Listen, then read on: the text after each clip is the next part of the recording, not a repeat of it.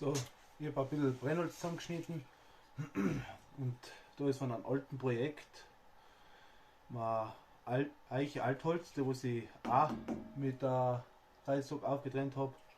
Das ist ein Esstisch geworden, alles aus Eiche Altholz. Wenn ihr ein Foto findet, das blende ich euch ein.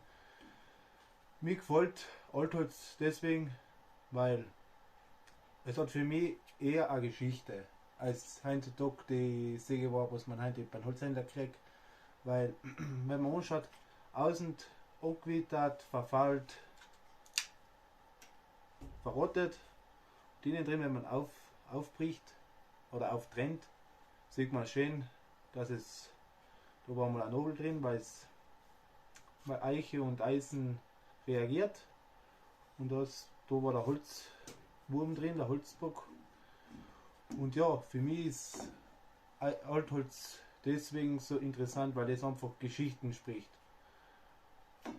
Und ich sage einfach, wenn ich die Möglichkeit habe oder kriege, mit Altholz zu arbeiten, ich nehme die, weil für mich ist Altholz ein Holz, das was Geschichte spricht.